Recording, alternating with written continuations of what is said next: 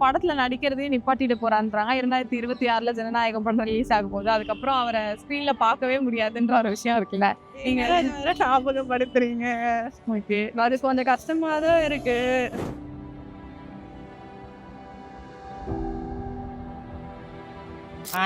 என்னோட ஓட்டு அவருக்கு தான். ஏன்னா நானே போன வருஷம் போன வாட்டி போடல. ஓட்டை இருந்து நான் போடல. ஏன்னா அண்ணன் வந்து நிற்கணும்னு சொல்லித்தான் நான் அந்த ஓட்டே போடலன்னு. ஓட்டே எங்க அண்ணன் ஓட்டு அவருக்கு தான். அவருக்கு தான். சார்ந்தவங்க வந்து நிறைய வந்து அவேர்னஸ் கிரியேட் பண்ணிட்டு இருக்காங்க. ஸோ வீடு வீடாக போயிட்டு அவங்க வந்து என்ன ப்ராப்ளம் இருக்குன்னு கேட்கறதா இருக்கட்டும். மேபி பாலிடிக்ஸ் வரதுக்காக கூட பண்ணலாம் என்ன வேணா இருக்கலாம். பட் அட்லீஸ்ட் அந்த இன்டென்ஷன் இருக்குல்ல. ஸோ இன்டென்ஷன் இருக்க இடத்துல தான் வந்து வேலை நடக்கும். இப்ப அவர் வந்துட்டு நடிக்கிறத விட்டுட்டு நம்ம அரசியலுக்கு முழுசா வரப்போறேன்னு சொல்றாரு இல்லையா? அதை பத்தி நீங்க என்ன நினைக்கிறீங்க? எதுவுமே சொல்ல முடியாதுங்க. யாருமே நம்ப முடியாதுங்க. பொலிட்டிஷியன் பொறுத்த வரைக்கும் எதுவும் நம்ப முடியாது.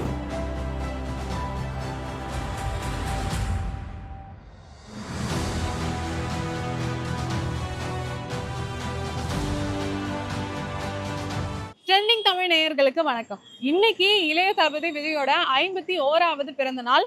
இத்தனை வருஷம் நல்ல படங்கள் எல்லாம் கொடுத்து பல பேர் மனசுல இடம் பிடிச்சு திரைத்துறையில ஒரு பெரிய சாதனையை படைச்சிருக்காருன்னு தான் சொல்லணும். 2 வருஷமா அரசியல்லையும் குதிச்சிருக்காரு, கட்சி ஆரம்பிச்சிருக்காரு. அண்ட் 2026ல எலெக்ஷன்லயும் நிக்க போறாரு. ஸோ திரைத்துறையில எந்த அளவுக்கு சக்சஸ்ஃபுல்லா இருந்தாரோ அதே அளவுக்கு வெற்றிகரமா அரசியல்லையும் இருக்க முடியுமா? திரைத்துறையில எப்படி ரசிகர்கள்லாம் இருந்தாங்களோ அவங்களாம் கண்டிப்பா ஓட் பண்ணுவாங்களா? உண்மையிலேயே மக்களுக்கு நல்லது செய்வார் அவரு? முக்கியமா அவருடைய ஐடியாலஜி எப்படி இருக்கு, அவர் யார் கூட கூட்டணி வச்சுக்குவாருன்னு மக்கள் மனசுல என்ன இருக்கு அப்படிங்கிறத ஒரு பப்ளிக் வெயிட்டா போய் கேட்டு வந்துடலாம் வாங்க. இப்போ இன்னைக்கு வந்து விஜயோட பர்த்டே. அவர் ஒரு பக்கம் வந்து ஆக்டரா இருந்திருக்காரு, நிறைய படங்கள் நடிச்சிருக்காரு, மக்கள், குழந்தைகள், பெண்கள் இப்படி எல்லாருக்குமே ரொம்ப பிடிச்சிருக்கு.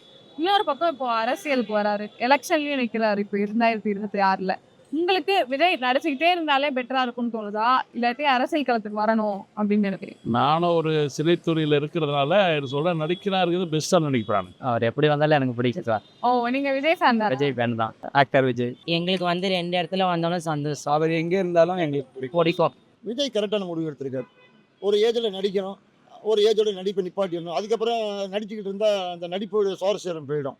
அவர் என்னெல்லாம் அவர் மக்கள்கிட்ட என்னெல்லாம் ரீச் பண்ணணும்னு சினிமாவில் நினைச்சாரோ அதை ரீச் பண்ணிட்டார். அந்த ஒரு மன திருப்தி. அதுக்கப்புறம் கடைசியாக படம் வந்து கொஞ்சம் வித்தியாசமாக இருக்கும். நல்ல மக்களுக்கு ஒரு திருப்தி பண்ணணுமேன்னு வந்துட்டாரு. நடிச்சுக்கிறது தான் பிடிச்சது. படத்துல நடிக்கிறதையும் நிப்பாட்டிட்டு போறான்றாங்க. 2026ல ஜனநாயகம் படம் ரிலீஸ் ஆக போகுது. அதுக்கப்புறம் அவரை ஸ்க்ரீன்ல பார்க்கவே முடியாதுன்ற ஒரு விஷயம் இருக்குல்ல. நீங்க ஞாபகப்படுத்துறீங்க. ஓகே. அது கொஞ்சம் கஷ்டமா தான் இருக்கு. ரொம்ப என்ன சொல்றது, எல்லா மூவியும் பார்ப்பேன். பட் ஆனால் நான் சின்ன வயசுல இருந்து அவர் மூவியை பார்த்து வளர்ந்தேன் நான். இப்போ அவர் நடிக்க மாட்டேன்னு சொன்னதே அது ரொம்ப கஷ்டமாக தான் இருக்குது. மற்றவங்களுக்கு எப்படியோ எனக்கு தெரியல, எனக்கு பர்சனலாக அது ரொம்ப சங்கடமாக தான் இருக்குது. ஆனால் அவங்க வருவாங்கன்னு நான் நினைக்கிறேன். ஃபேன் கேட்டால் அவர் கண்டிப்பாக அது செய்வார், அதனால வருவார். சொல்லும் போதே குறையெல்லாம் தலைமுக்குது எங்களுக்கு. அந்த அளவுக்கு மிஸ் பண்ணுறீங்களா ஸ்க்ரீனில்? ஆமாம், நான் குஷி மூவிலேருந்து தான் அவங்கள ஆன் ஸ்க்ரீன் பார்க்க ஆரம்பித்தேன். அதுலேருந்து அப்படியே கண்டினியூ ஆகிட்டே இருக்குது. எங்கள் ஃபேமிலியில் எல்லாருமே கேட்பாங்க, ஃப்ரெண்ட்ஸும் கேட்பேன், நீ ஏன் அவ்வளோ இதுவாக இருக்கேன்னு. எனக்கே அதுக்கு ஆன்சர் தெரியல. அதை கொஞ்சம் மிஸ் பண்ணுற மாதிரி இருக்குதா? இப்போ வி ஷுட் அப்ரிஷியேட்ல. எங்களுக்கு எப்படினாலும் பிடிக்கும், ரெண்டுமே பிடிக்கும். பாலிடிக்ஸ் நல்லா பிடிக்கும், ஆக்டிங் நல்லா பிடிக்கும். மூவிஸ் இருக்குது. ஸோ இது வரைக்கும் நடித்தது எல்லாமே இருக்குது, அது போதும். அதை பார்த்துட்டே அப்படின்னு இல்லை. பட் ஆக்டிங் பண்ணாலும் நல்லா இருக்கும்னு தோணுது. But it's up to his choice. அவர் பாலிடிக்ஸ் வந்துட்டு மூவி பண்ணாலும் ஓகே தான். பட் பண்ணாமல் அதுலேயே அவரோட கரியர் அவர் அங்கே பில்ட் பண்ணிக்கிட்டாருனாலுமே பெட்டர் இல்லை. ஏன்னா உங்களுக்கே தெரியும் பாலிடிக்ஸ் எப்படி போயிட்டுருக்குன்னு. ஸோ எல்லாருமே அடிச்சுக்கிறாங்க. ஸோ நம்ம வந்து சும்மா போயிட்டு அமைக்கிட்டு மட்டும்தான் வரோம். ஓப்பனாக சொல்லலாம், ஃப்ராங்காக அப்படி தான். ஸோ ஏதோ ஒரு சேஞ்ச் கிடச்சிடாதா, யாராவது வந்துட மாட்டாங்களா, எல்லாருக்குமே இருக்கிற தாட் தான்.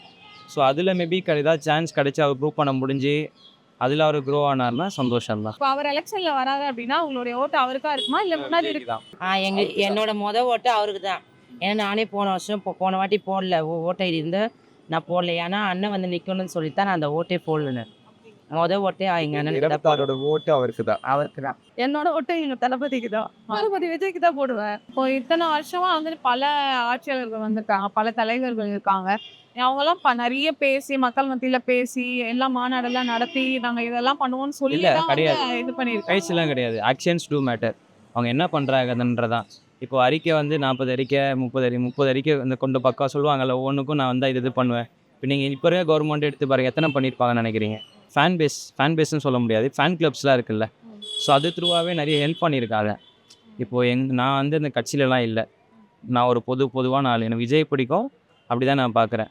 பட் எங்கள் வீட்டாண்ட அந்த கட்சியை சார்ந்தவங்க வந்து நிறைய வந்து அவேர்னஸ் க்ரியேட் பண்ணிகிட்டு இருக்காங்க. ஸோ வீடு வீடாக போயிட்டு அவங்க வந்து என்ன ப்ராப்ளம் இருக்குதுன்னு கேட்குறதா இருக்கட்டும். மேபி பாலிடிக்ஸ் வரதுக்காக கூட பண்ணலாம் என்ன வேணா இருக்கலாம். பட் அட்லீஸ்ட் அந்த இன்டென்ஷன் இருக்குல்ல, ஸோ இன்டென்ஷன் இருக்க இடத்துல தான் வந்து வேலை நடக்கும். ட்ரை பண்ணி பார்ப்போம் எப்படி என்ன பண்ணுறாங்கன்னு. ஃபஸ்ட் டைம் பார்த்தா தானே தெரியும், அவங்க வந்தால் தானே தெரியும். அதனால் போட்டு பார்ப்போம். அப்புறம் படத்தில் நல்லா இது பண்ணுறாரு, நிஜத்திலையும் நல்லா இது பண்ணுவாருன்ற ஒரு நம்பிக்கை தானேக்கா. வந்தாங்க, என்ன செஞ்ச மக்களுக்கு அதை சொல்லு. கமல் என்ன கொடுத்தாரு? காசு நம்ம காசை வாங்கி பணம் எடுத்து அவர் கோடீஸ்வரன் ஆகிட்டான். ரஜினிகாந்த் அதே மாதிரி நம்ம காசு எடுத்து கோடீஸ்வரர் ஆகிட்டாரு.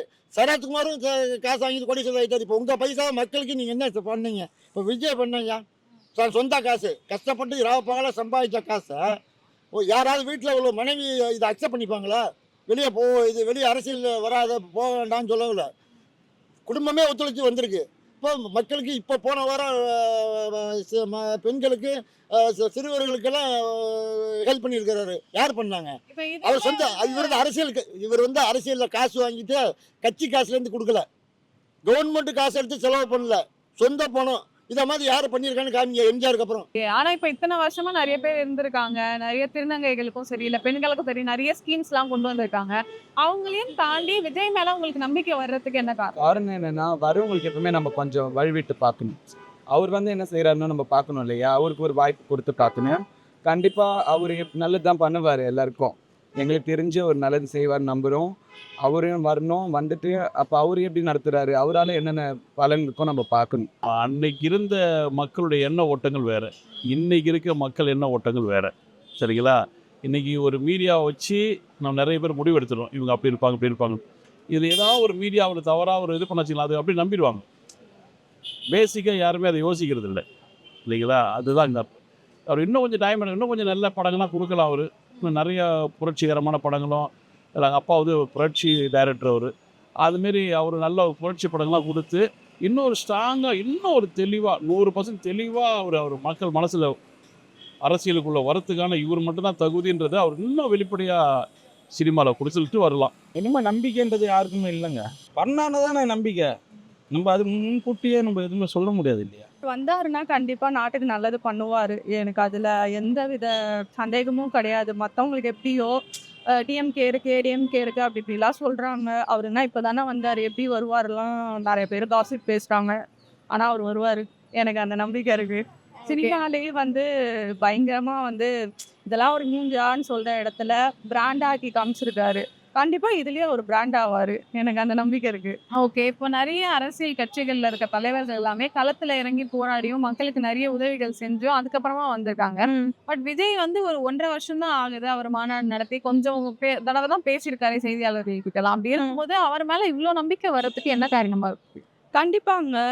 நீங்க வந்து வரலன்னு சொல்றீங்க, பட் ஆனா இதுவே தப்பு. எப்படி சொல்றேன்னா, உங்களுக்கு எல்லாருக்கும் ஞாபகம் இருக்குமா என்னன்னு எனக்கு தெரியல. இந்த மீனவர் பிரச்சனை ஒன்று நடந்தது, அப்புறம் இலங்கை தமிழர் பிரச்சனை நடந்தது, அப்புறம் அனிதா அவங்க இறந்துட்டாங்க. ஸோ இப்படி ஒவ்வொரு இதுக்குமே அவரோட சப்போர்ட்டை கொடுத்துட்டு தான் இருந்தார்.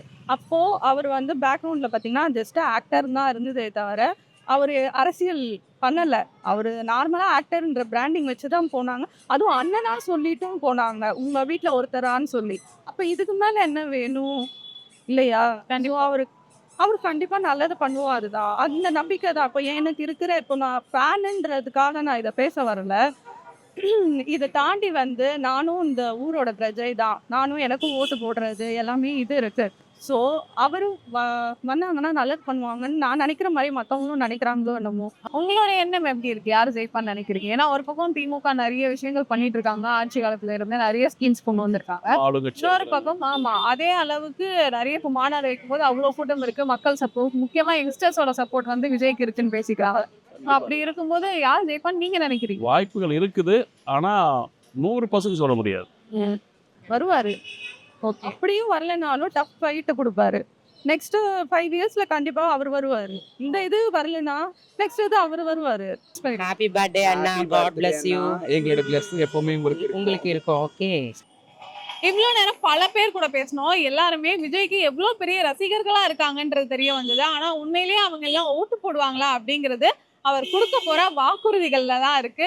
ஸோ அதை பொறுத்திருந்து பார்ப்போம். அதை தாண்டி நீங்க விஜயோட ஃபேனா இருக்கிறீங்களா அண்ட் அவருக்கு நீங்க ஓட்டு போடுவீங்களா? முக்கியமா 2026ல வெளியாக போற அவருடைய கடைசி படம் ஜனநாயகம் படத்தை நீங்க போய் பாப்பீங்களா அப்படின்னு மறக்காம கமெண்ட் பண்ணுங்க. இந்த வீடியோவை உங்க கேங்ல இருக்கக்கூடிய விஜயோட டை ஹார்ட் ஃபேனுக்கு ஷேர் பண்ண மறந்துடாதீங்க. இதே மாதிரி இன்னும் நிறைய இன்ட்ரெஸ்டிங்கான வீடியோஸ் பார்க்க ட்ரெண்டிங் தமிழ் சேனலை மறக்காம சப்ஸ்கிரைப் பண்ணிடுங்க.